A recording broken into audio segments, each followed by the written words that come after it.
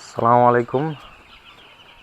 আজকে আমাদের মুরগির বয়স 10 দিন।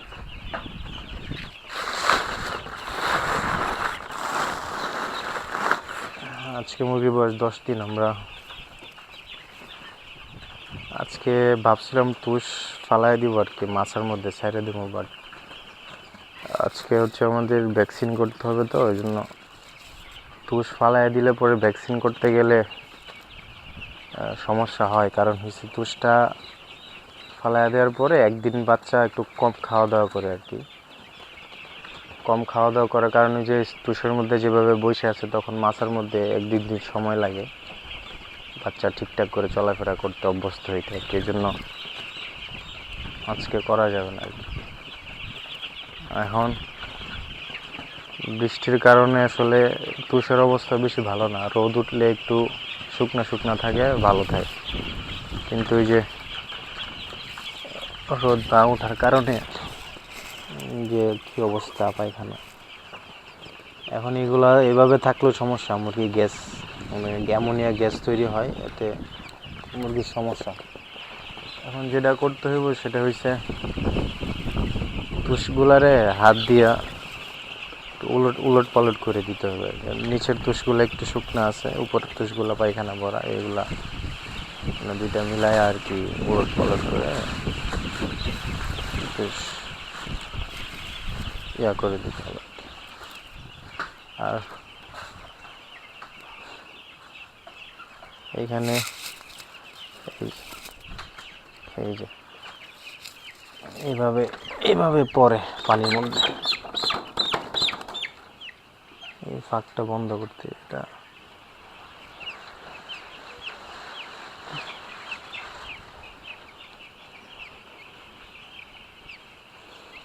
এরকম অনেক ফাঁক আছে। এগুলো আসলে কি কমো, এগুলা বন্ধ করতে করতে কোন দিক দিয়ে ফাঁক থাকে বলাই যায় না। এত বড় ফার্মের মধ্যে কোথায় চিপা চাপায় কি থাকে।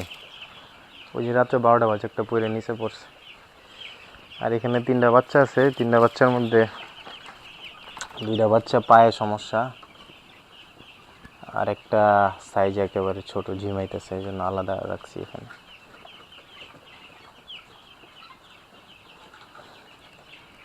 চারটা বাচ্চা ছিল, আরেকটা হয়ে গেল, মরে গেছে।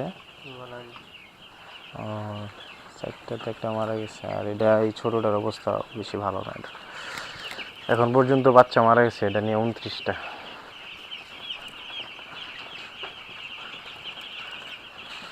তো যাই হোক, এখন আমরা আমাদের তুষগুলার একটু উলট পালট করে। আসলে খামার করা এত সহজ না, যেটা খামার করার আগে মনে করতাম সহজ। এই যে মুরগির পায়খানা, এগুলো সব নিজের হাতে ধরে, এই যে হাত দিয়ে এটা উলট পালট করে দিতে। এই যে নিচের তুষগুলো একটু শুকনা, এগুলারে উপরে তুলে দিতে, কারণ না হলে গ্যাস তৈরি হয়ে যায়। কালকে আমরা তুষটা ফালাই দিয়ে মাছের মধ্যে ছেড়ে দেবো আর কি মুরগিকে। যে নিচের তুষগুলা একেবারে ভালো আর কি, আর উপরের গুলা পায়খানায় হয়তো এরকম হয়ে গেছে আর কি।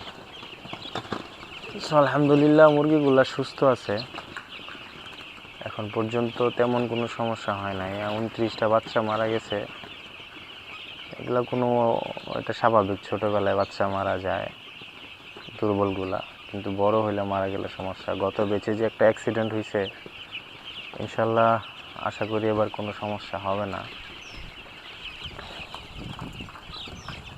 আল্লাহ চাইলে ইনশাল্লাহ সব কিছু এবার ঠিকঠাক থাকবে।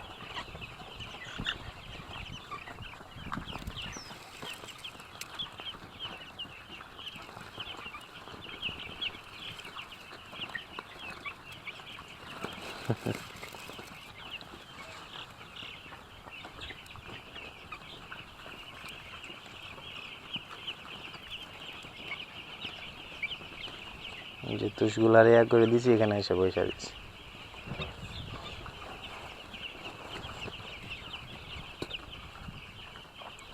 মানে খামারে যখন আপনি আপনার পশুগুলোর পাশে বসবেন, তখন মানে এগুলো আপনার কাছে এসে বসবে। মানে যে আমি এখানে বসলাম, এখানে আমার পাশে এসে সবগুলা বসতেছে আমার চারোদিকে, এই যে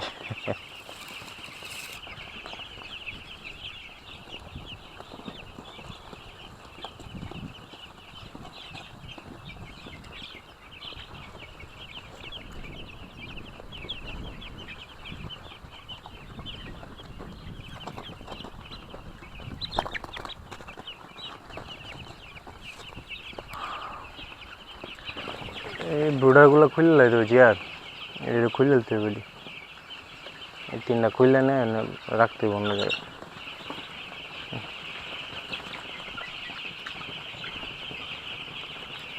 ওই সাইডের তুষগুলো যেমনই হোক, সামনের সাইডের এই সাইডের তুষগুলো একবারে বেশি খারাপ।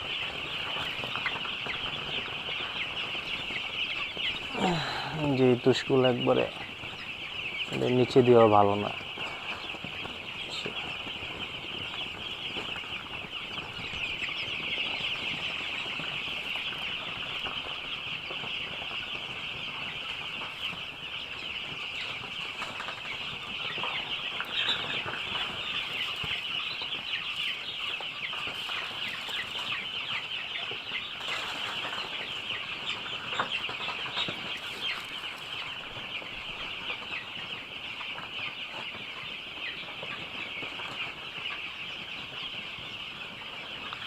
তো আজকের ভিডিও এই পর্যন্ত। এখন আমরা তুষগুলারে পরিষ্কার করে দিই, বা পরিষ্কার বলে করে দেবো, উলট পালট করে দেবো আর কি।